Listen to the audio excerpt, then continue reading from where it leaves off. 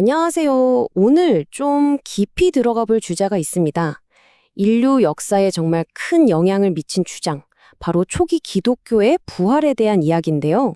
이게 그냥 믿어라가 아니라 사실 굉장히 논리적인 구조를 가지고 있거든요. 그 구조를 한번 같이 파헤쳐 보려고 합니다. 자, 이 질문 한번 보세요. 사람이 죽으면 어찌 다시 살리이까? 정말 오래된 질문이죠. 욥기에 나오는 말인데 이게 사실 오늘 우리가 다룰 이야기의 핵심을 딱 찌르는 질문 같아요. 사람, 정말 죽으면 끝일까? 다시 살 수 있을까? 이건 뭐 종교를 떠나서 우리 모두가 한 번쯤은 생각해 봤을 법한 그런 근본적인 물음이잖아요. 그래서 오늘 이야기는 이런 순서로 진행될 겁니다. 이 보편적인 질문에서 시작해서 부활이 왜 그렇게 중요한지, 어떤 증거들이 제시되는지, 그리고 만약 부활이 없다면 어떻게 되는지, 또 부활한 몸은 어떻고, 그래서 최종적으로 이게 뭘 의미하는지까지 사도 바울이 고린도전서 15장에서 펼쳤던 그 논리 그대로 한번 따라가 보시죠. 자, 그럼 첫 번째 포인트. 초기 기독교인들한테 부활이 도대체 뭐였을까요? 이게 그냥 여러 믿음 중에 하나, 옵션 같은 게 아니었어요. 이건 말 그대로 전부였습니다. 이 신앙 체계 전체를 바치고 있는 가장 핵심적인 기둥, 초석이었던 거죠.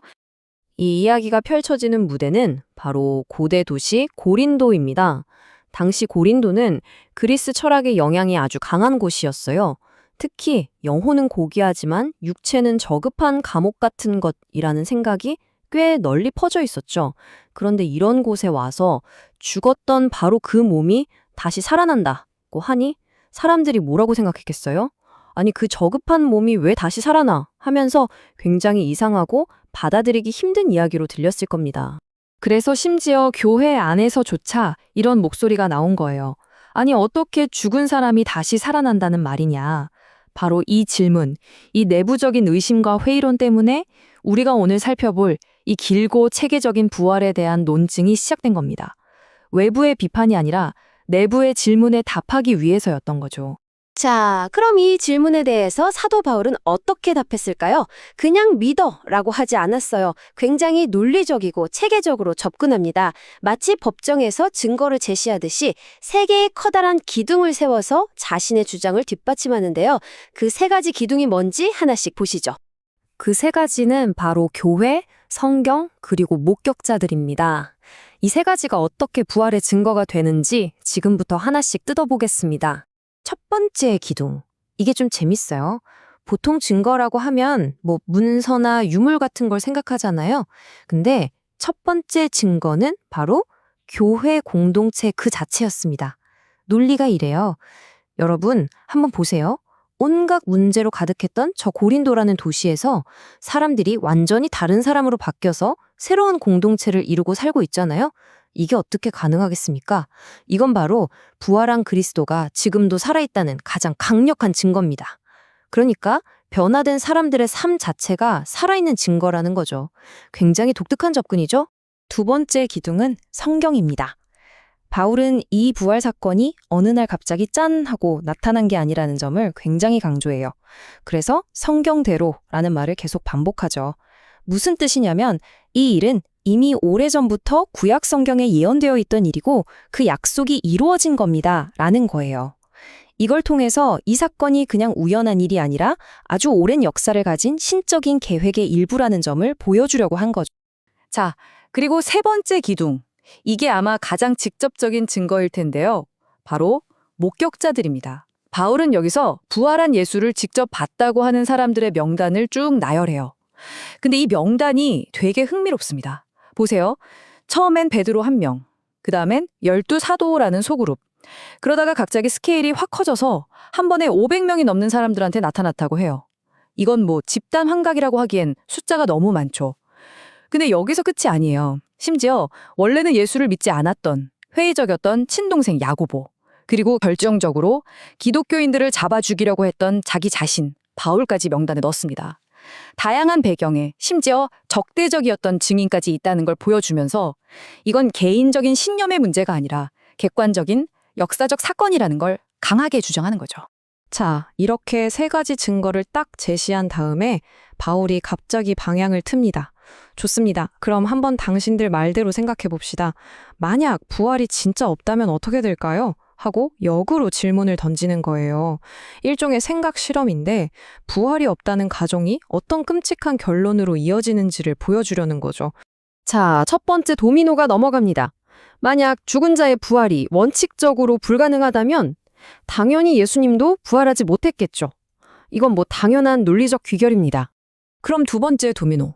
예수님이 부활하지 않았다면 우리가 지금 전하고 있는 이 모든 메시지, 이 모든 설교는 그냥 텅 빈 이야기가 되는 겁니다.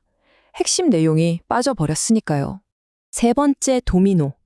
메시지가 텅 비었다면 그걸 믿는 우리의 믿음은 어떻게 될까요? 당연히 아무 소용없는 헛된 것이 되고 맙니다. 믿음의 근거가 거짓말이 되어버리니까요. 그리고 마지막, 가장 심각한 도미노입니다. 신학적으로 봤을 때 부활은 죄와 죽음을 이겼다는 상징인데 만약 부활이 없다면 그 승리도 없었던 일이 되는 겁니다. 그럼 인류는 여전히 죄의 문제에서 헤어나오지 못하고 있다는 결론에 이르게 되죠. 이 논리의 끝에서 다울은 정말 충격적인 결론을 내립니다. 만약 우리의 희망이 이 땅에서 잘 먹고 잘 사는 것뿐이라면 우리는 이 세상에서 가장 불쌍한 사람들입니다. 와, 정말 강한 말이죠. 이 말은 결국 부활은 기독교 신앙에서 빼도 그만인 장식품 같은 게 아니라 이걸 빼면 모든 게 다 무너지는 핵심 그 자체다라는 걸 정말 강력하게 역설하는 겁니다. 자, 이렇게 부활이 없다면 모든 게 끝이다라는 극단적인 상황을 보여준 다음에 바울은 다시 원래 주제로 돌아옵니다. 하지만 부활은 사실입니다. 그렇다면 부활한 몸은 도대체 어떤 모습일까요? 하는 아주 구체적인 질문에 이제 답을 하기 시작합니다. 아마 당시 사람들은 이렇게 생각했을 거예요. 아니, 죽어서 다 썩어 없어진 몸이 어떻게 다시 살아난다는 거야? 이 질문에 바울은 정말 기가 막힌 비유를 듭니다. 바로 씨앗 비유인데요. 생각해보세요. 우리가 밭에 조그만 씨앗 하나를 심잖아요. 그럼 거기서 나오는 건 또 다른 씨앗이 아니라 전혀 다른 모습의 아름다운 식물이죠. 마찬가지로 지금 우리의 이 육체는 부활한 몸을 위한 씨앗과 같다는 겁니다. 즉, 부활은 좀비처럼 시체가 되살아나는 게 아니라 씨앗이 식물이 되듯 완전히 새로운 차원으로 변화하는 거라는 설명이죠. 그럼 그 변화가 구체적으로 어떤 거냐? 바울은 4가지의 대비를 통해 설명합니다. 지금의 썩을 몸이 썩지 않을 몸으로, 욕된 몸이 영광스러운 몸으로, 약한 몸이 강한 몸으로, 그리고 이 자연적인 몸이 영적인 몸으로 바뀐다는 거예요. 이걸 보면 부활한 몸이라는 게 지금 우리 몸과는 차원이 다른 완전히 새로운 존재 방식이라는 걸 강조하고 있다는 걸 알 수 있죠. 자, 이제 이 긴 논증의 마지막을 향해 가고 있습니다. 그렇다면 이 모든 이야기의 최종 결론은 뭘까요? 바울은 여기서 부활이 가지는 어떤 우주적인 거대한 의미를 설명하면서 이 논의를 마무리합니다. 여기서 첫 열매라는 되게 중요한 개념이 나와요. 이게 농업 용어인데 옛날에 농사 지을 때 처음 익은 열매를 딱 따잖아요. 그건 이 열매를 보니 앞으로 거둘 모든 수확물도 이렇겠구나 하는 일종의 보증수표, 샘플 같은 거였어요. 바울은 바로 이 개념을 가져와서 예수님의 부활이 바로 그 첫 열매와 같다고 말합니다. 즉, 그분의 부활은 앞으로 있을 모든 믿는 사람들의 부활을 보장하는 첫 번째 샘플이자 새로운 시대의 시작을 알리는 신호탄이라는 뜻이죠. 그리고 이 모든 논증의 가장 높은 곳에서 바울은 이 궁극적인 약속을 선포합니다. 사망이 승리에게 삼켜져 버렸다. 정말 엄청난 선언이죠. 부활은 결국 인류가 단 한 번도 이겨보지 못했던 최후의 적, 바로 죽음 그 자체를 완전히 이겨버린 사건이라는 겁니다. 그런데 정말 흥미로운 건요. 이렇게 거대하고 신학적인 논증이 그냥 추상적인 이야기로 끝나지 않는다는 거예요. 바울은 이 모든 이야기의 결론을 아주 현실적이고 실천적인 권면으로 마무리합니다. 그러니까 여러분, 굳건하게 서서 흔들리지 마세요. 그리고 주님의 일을 하십시오. 여러분의 수고가 절대로 헛되지 않다는 걸 이제 알지 않습니까? 결국 부활신앙의 핵심은 죽어서 천국 간다는 미래의 보장도 중요하지만 그 믿음이 바로 오늘, 지금 여기를 살아가는 우리에게 흔들리지 않는 용기와 의미를 준다는 겁니다.